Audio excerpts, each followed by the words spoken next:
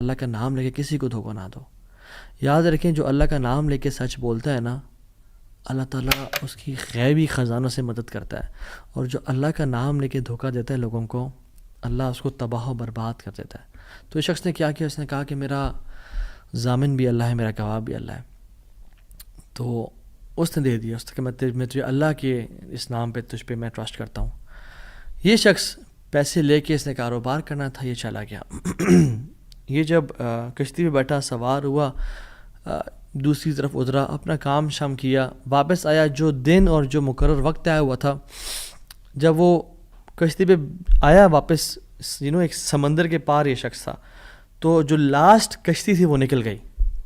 یہ سر پکڑ کے بیٹھ گیا کہ میں نے تو آج وعدہ کیا تھا اور اللہ کو ضمانت دار بنایا تھا اور گواہ بنایا تھا.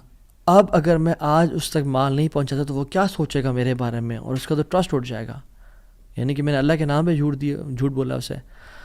تو آخری کشتی چلی گئی تھی. اس کے بعد جو کشتی نے اس دن جانا نہیں تھا، تو اس نے کیا کیا کہ یا اللہ، میں نے تجھے ضمانت دار بنایا ہے اور تجھے میں نے گواہ بنایا ہے، تو تیرا کام ہے اس مال کو پہنچانا. اس نے ایک ووڈ لاگ لیا، اس میں سوراخ کیا، اس میں اس 1000 دینار، سبحان اللہ، 1 دینار از اے گولڈ کوائن. اور آپ ایک گولڈ کوائن کی آج آپ ورتھ لگا لیں، ان لیکس، ان ملینز. اس نے کیا کیا، اس کو اس ووڈ بلاک میں ڈالا، پرچی لکھی اور اس میں ڈال کے نا بسم اللہ پڑھ کے آگے بہا دیا کہ اللہ تجھے میں نے ضمانت دار بنایا، تجھے میں نے گواہ بنایا، اب تیرا کام ہے اس کو.